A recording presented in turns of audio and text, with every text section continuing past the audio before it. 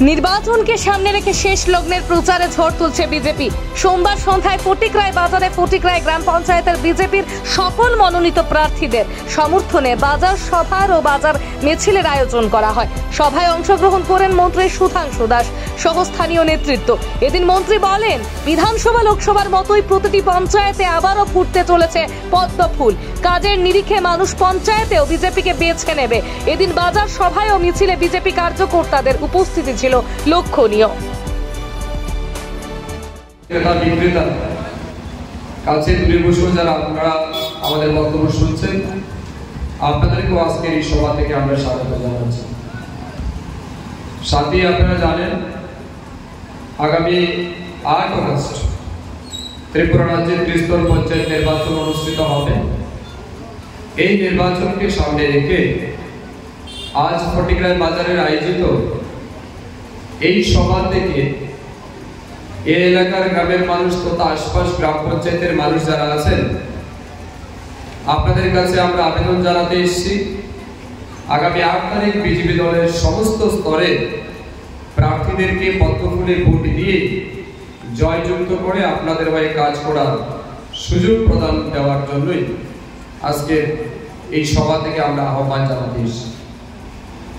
ইতিমধ্যে আমাদের ফটিকরায় বিধানসভা প্রায় 2টি গ্রাম পঞ্চায়েত, বিলাসপুর গ্রাম পঞ্চায়েত এবং রাজনগর গ্রাম পঞ্চায়েত আমরা বিনা প্রতিদ্বন্দ্বিতায় জয়ী হয়েছি।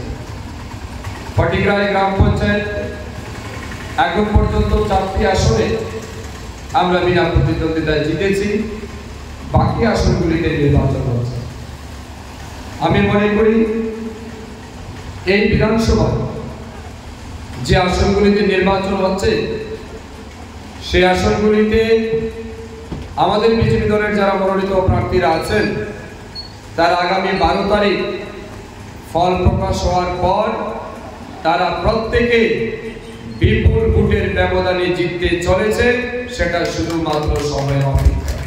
পবিত্র ভোট আমি কাকে দেব এবং কেন দেব, এই দুইটা উত্তর আপনার কাছে স্পষ্ট হওয়া দরকার।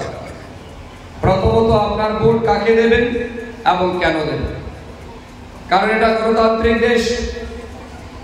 আপনি কাকে ভোট দেবেন না দেবেন এটা সম্পূর্ণ আপনাদের পছন্দের বিষয়, কিন্তু আমি বিশ্বাস করি মানুষ যখন নিজেকে প্রশ্ন করবেন, তার অন্তরাত্মা, তার মন, তার হৃদয় একটাই উত্তর দেবে যে আমাদের সবার নিজের ভোট অবশ্যই ভারতীয় জনতা পার্টির প্রতীক চিহ্নে দেওয়া উচিত। কারণ গ্রাম এবং রাজ্যের জন্য উন্নয়ন যদি কোনো সরকার করে থাকে, সেটা নিঃসন্দেহে ভারতীয় জনতা পার্টির সরকার করেছে। আমি এটা কোনোভাবেই বলছি না যে 1993 সাল থেকে 2018 সাল পর্যন্ত বামপন্থী সরকার কিছু কাজ করেনি, এই কথা আমি বলতে চাই না। তারাও নিশ্চয়ই কিছু না কিছু কাজ করেছে, তারাও এই বিধানসভায় কিছু না কিছু উন্নয়নমূলক কাজ করেছে।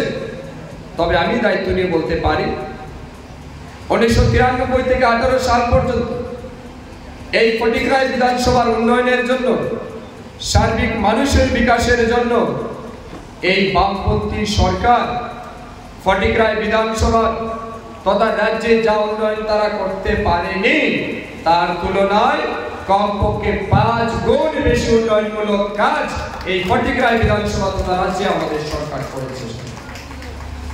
আমি স্বীকার করি, বামপন্থীদের আমলে লড়াই সংগ্রামের রাজনীতিতে দিচ্ছি না, দেব না, দিতে হবে, করতে হবে, লড়াই চাই, এইসব বলে কিছু কাজ তারা করেছে।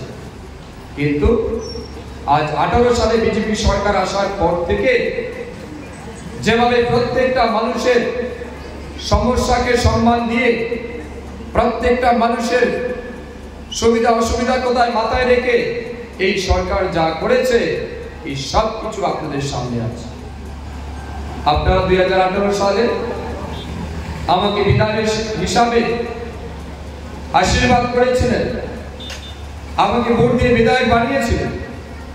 দায়িত্ব নিয়ে গত 5 বছর কাজ করেছি এবং আমি মনে করি এই ফটিকরায় বিধানসভা তথা ফটিকরায় গ্রামের জন্য গত 5 বছর যেটা আমরা করতে পেরেছি, এটা হয়তো অনেকেরই চিন্তাধারার বাইরে ছিল। এই ফটিকরায় বিধানসভার মানুষের দীর্ঘদিনের দাবি ফটিকরায় পূর্ণাঙ্গ থানা স্থাপন করতে হবে। এক সময় ফটিকরায় আউটপোস্ট থানা ছিল, আমার আজও মনে আছে, যার উপস্থিতিতে আমি ফটিকরায় থানা উদ্বোধন করেছি এবং সেই সময় যে আমাকে সবচেয়ে বেশি সহযোগিতা করেছে থানা রূপান্তরিত করার জন্য, সেই সময় ত্রিপুরা সরকারের যিনি ডিজিপি ছিলেন একে শুক্লা যখন ফটিকরায় থানা উদ্বোধনের অনুষ্ঠানে এসেছিলেন, সেদিন আমাকে তিনি বললেন, এমএলএ সাহেব, আমি তো এই থানাতে ওসি হিসেবে কাজ করে গেছি, এটা কবে আউটপোস্ট হলো আমি তো জানি না। এই থানাতে তিনি ওসি হিসেবে কাজ করে গেছেন বলেছে। বামপন্থীদের সরকার আসার পর ফটিকরায় থানাকে আউটপোস্টে রূপান্তরিত করে ফটিকরায়ের সম্মানকে খাটু করে দেখানো হয়েছে, ফটিকরায়ের মানুষকে বঞ্চিত করা হয়েছে। কিন্তু আমি বিধায়ক হিসেবে দায়িত্ব নেওয়ার সাথে সাথে এই ফটিকরায়ে পূর্ণাঙ্গ থানা স্থাপনের সাথে সাথে ফটিকরায় বিধানসভার এবং ফটিকরায় গ্রামের প্রত্যেকটা মানুষের দাবিকে সম্মান দিয়ে থানা স্থাপনের কাজ আমরা করেছি।